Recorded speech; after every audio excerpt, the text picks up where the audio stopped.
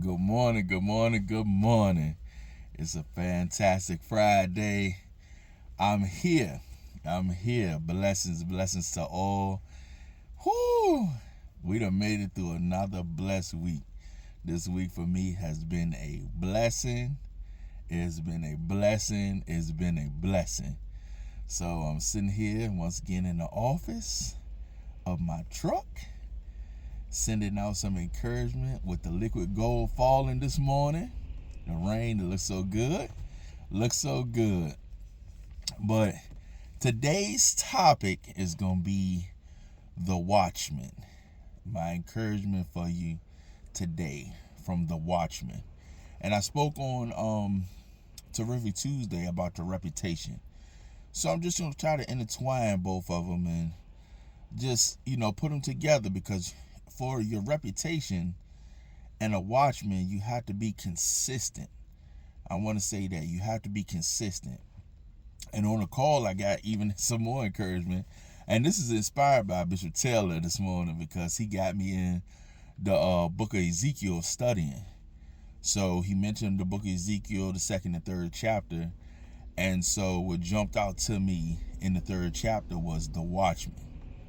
So I just want to speak on what he said this morning, because he said, as a leader, and you can pertain this to a watchman too. The foundation of a leader, and I would say to a watchman, is love.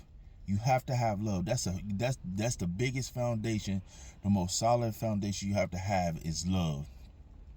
So we define watchman in the dictionary as a man who is employed to watch or look after an empty building, especially at night. So you watching over an empty building, you just making sure people ain't breaking in. But the biblical term for it is a guard who protects the town from the attacks of the enemy.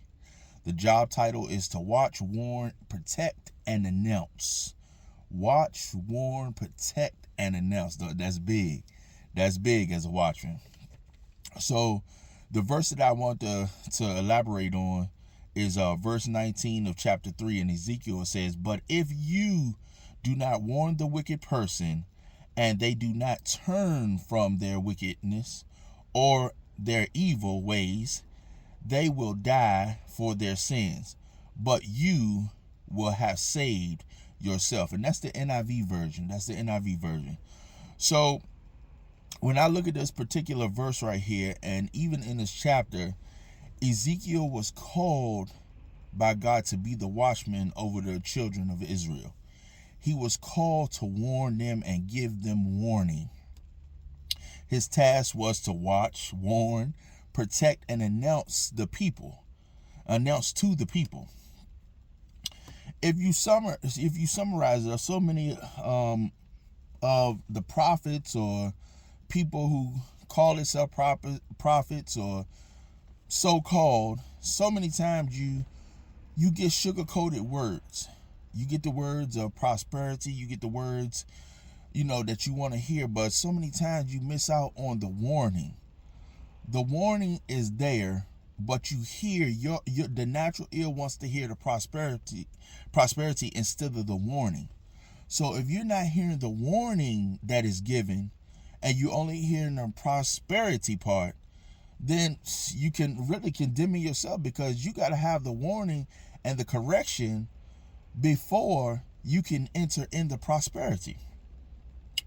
So I just want I mean, it's tough. It's tough, because you go to so many churches, or we go to so many events and stuff, and they say prophetic words, and God is giving them this and God is giving them that, and totally respect. But some people just don't want to hear the warning. They don't want to hear God is telling you you need to do this. God is telling you you need to do that.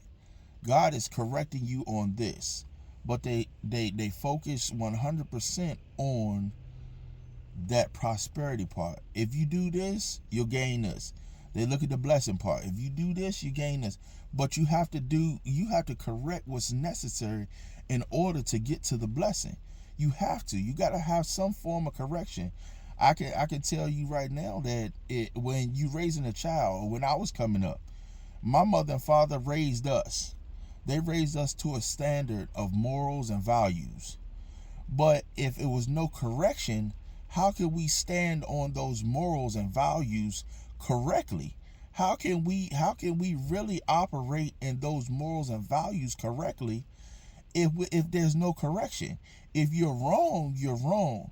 My dad used to tell me, son, you're wrong. You doing this, you're wrong. Now fix it. And he would explain to me what I was wrong about.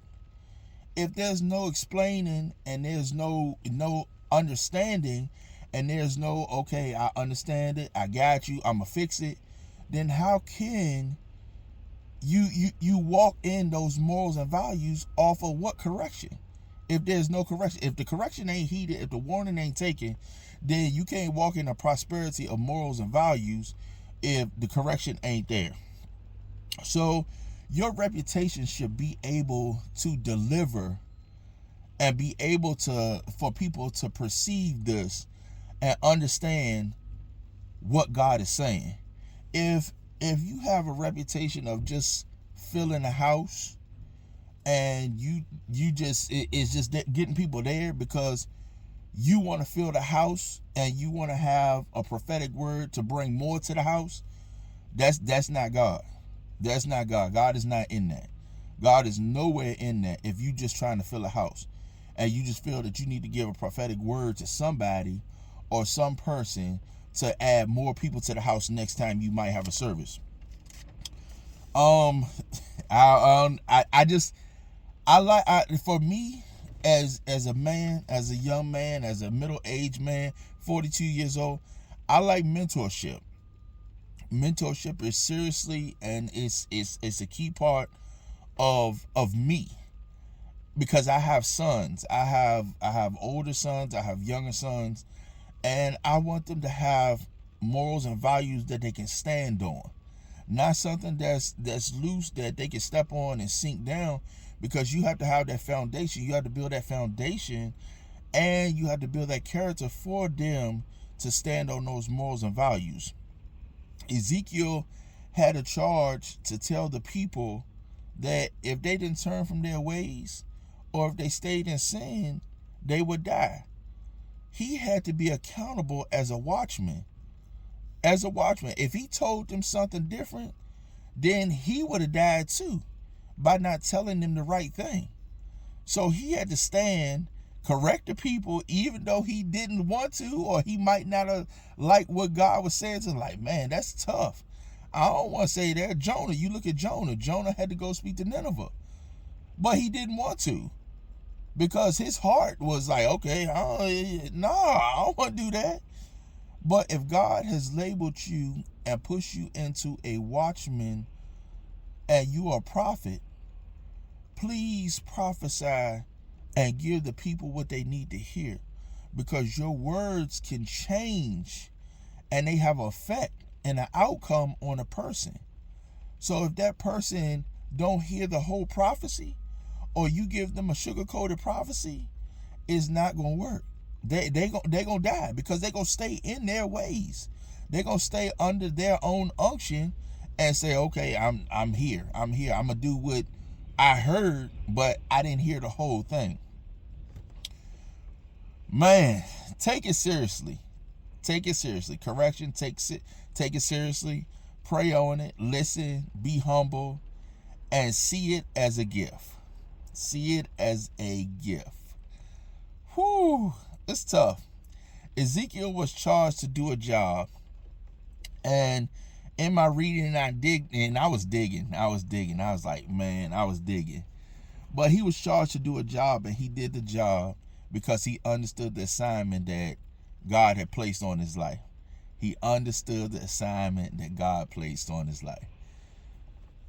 Today is just an encouragement on, if you're a watchman, or you blessed to be a watchman, if God called you to be a watchman, do the job. Do the job. Do the job. Because that's your assignment, to feed the people what they need to hear from God. I'm going to leave y'all with this. Proverbs 13, and 24 is the NIV version. It says, whoever spares the rod hates their children, but the one who loves their children is careful to discipline them. Look, y'all, I've been disciplined. I had some hard parents growing up. My dad went on to be with the Lord when I was 11 years old, and my mother's still graciously living, and she still corrects me at 42 years old. I love the correction. I listen to my spiritual fathers. I listen to people who are got wisdom, and have understanding and are led by God, because I want to be that same way. I don't want to make rational decisions just out of myself, because I understand that my soul is valuable, and I only have one soul. I have one soul, and that's all I got. I ain't a cat where they say you got 9 lives and you gonna live forever and you gonna do this. No, I got one soul, and that's it. I got renewed grace and mercy every morning to get up and do my assignment and keep on fighting and living in the will of God. So I want to encourage y'all this morning, be a gracious watchman. Be a gracious watchman. If the Lord allows you and gives you a word to give to the people, please say the whole word. Please give it to them. Correction is needed, even if it is only correction. And they have to understand themselves. I got corrected. I did. I got corrected. And I understood out of correction, at the end of it, it was so I love you. Because correction is love. Correction is in the mix of spiritual growth. If you can accept correction, you can grow as a Christian. If you can't accept correction at all, or get your faults pointed out and not correct them, then how can you grow as a Christian? So this morning, I just want to encourage y'all to be a watchman on the wall, a great watchman. If you are called to give a word in correction, give a word in warning, give a word in love, but give the word. Do the job and give the word. I love y'all. It's a fantastic Friday. I had to say it this morning. It was on my heart. Bishop Taylor, once again, you inspired that word this morning of encouragement, because Ezekiel, that's a deep book. It's a deep book. But you inspired that word. Blessings to all the brothers on the war call. Blessings to my family. Blessings to everybody. Everybody. I love y'all to life, and ain't nothing y'all can do about it. A little longer video this morning because I had a little more to say. But I hope this word encourages somebody. I hope it reaches somebody. I hope it bless somebody today to stand on the wall as the watchman. Guard the town, guard the people, guard your family. Make sure you telling them the right word and give them everything that God is telling you. So in this, I'll see y'all on Tuesday. Have a blessed and safe weekend. Like I say, we're going up from here. And I love y'all once again, and ain't nothing y'all can do about it. Ain't nothing y'all can do about it. Hey, like, share, subscribe, pass this word to somebody. Man, I'm just doing what God called me to do. Love y'all. Love y'all. Peace and blessings.